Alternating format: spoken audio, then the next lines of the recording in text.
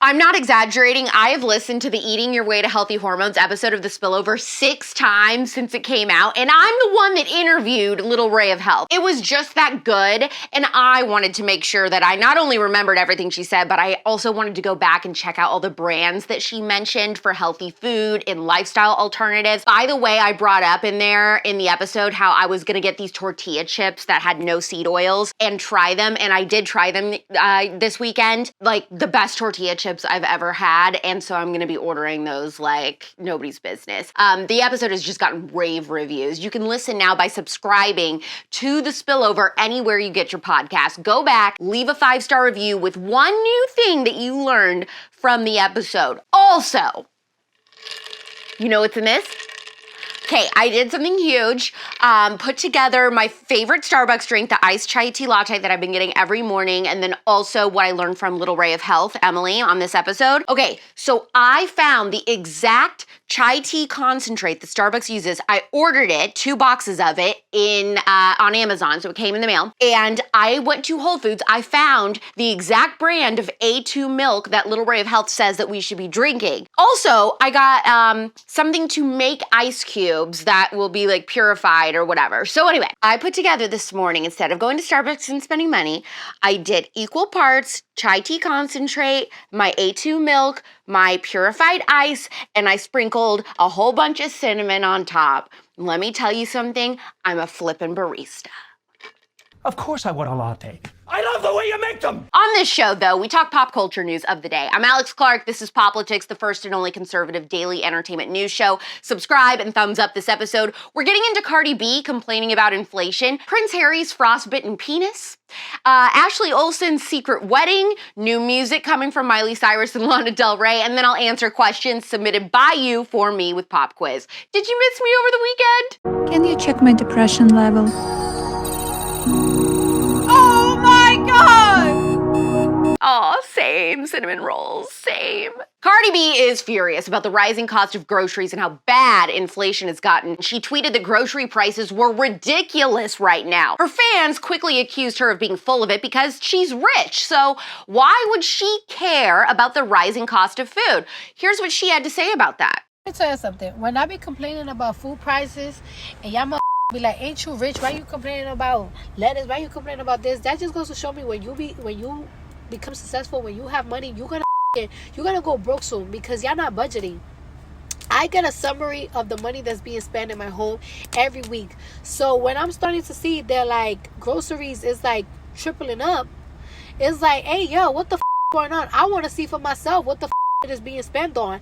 And like when I go to supermarket, like I went to a supermarket, I'm seeing that everything tripled up. That like lettuce was like $2 a couple of months ago, and now it's like $7. Of course, I'm gonna say something. Because if I think that crazy, I can only imagine what middle class people or people in the hood is thinking. So yes, I'm going to say something. And I have a big platform, so I do want anybody that's responsible of the prices to put that down. They're gonna see they might put it down. So shut the She wants to know who's responsible?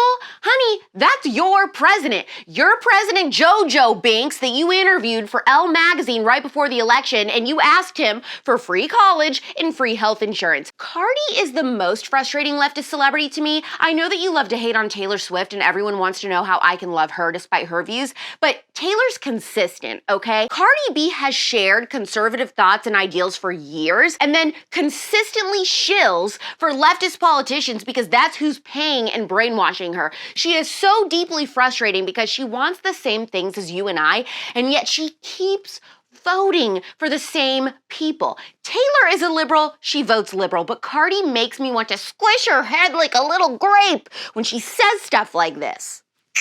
Uncle Sam, I want to know what the mother.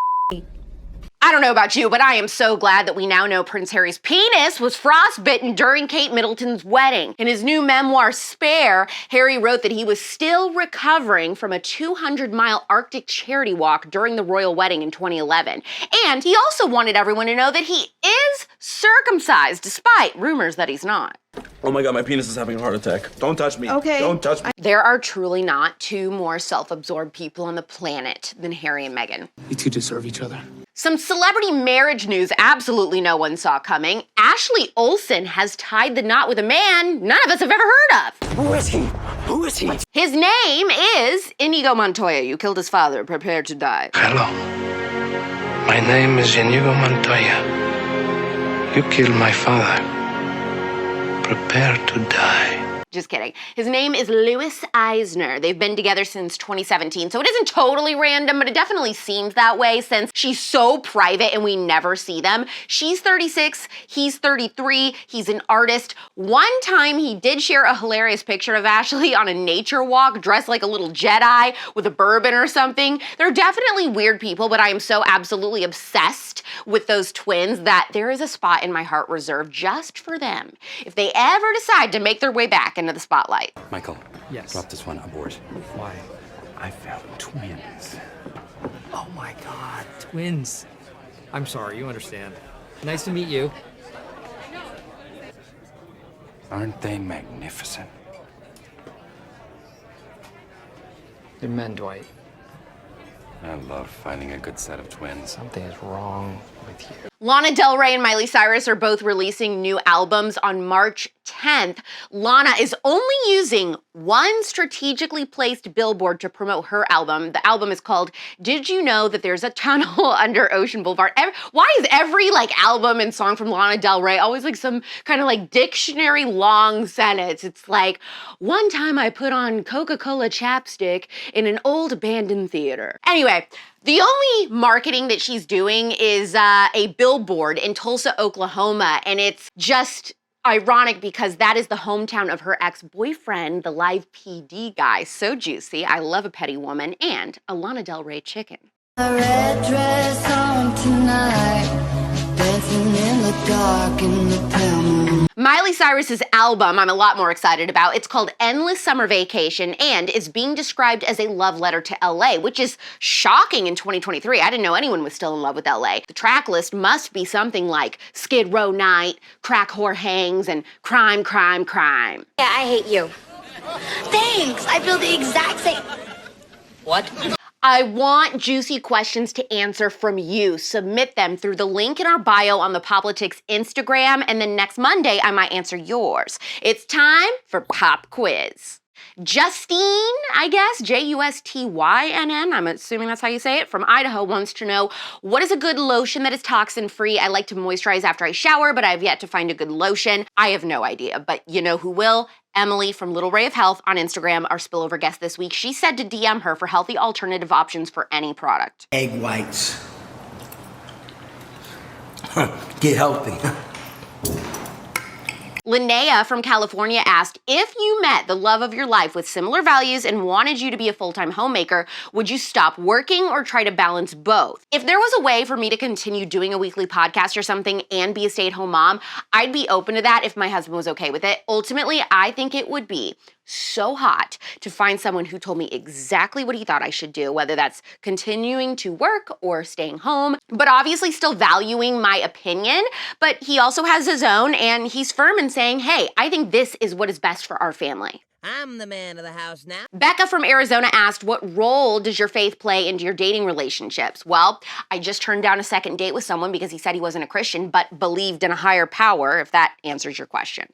I didn't know you weren't, Christian. Melissa from Idaho said, since you're starting to get crunchy, like not eating out of plastic containers and cooking on Teflon, etc., how do you feel about injecting your face with Botox? I know being crunchy is a spectrum, so I'm genuinely curious. I am not someone who's trying to be 100% tox-free. I'm trying to go for an 80-20 lifestyle. 80% non-toxic, and the other 20% is my makeup, skincare, Botox, and Dr. Pepper. I never thought I would get this far, okay? So I'm not saying I won't ever give those things up. But whatever happens in the future, the one thing I am never giving up, no matter what, over my dead body, is my Dr. Pep. They was free. I must have drank me about 15 Dr. Peppers. I went on another first date this weekend, said I didn't like The Godfather. This was his reaction. I did not care for The Godfather. What? Did not care for The Godfather. How can you even say that, Dad? Didn't like it. Peter, it's so good. It's like the perfect movie. This is what everyone always says. Whenever they say, Robert De Niro, Al Pacino. I mean, you never see Robert Duvall.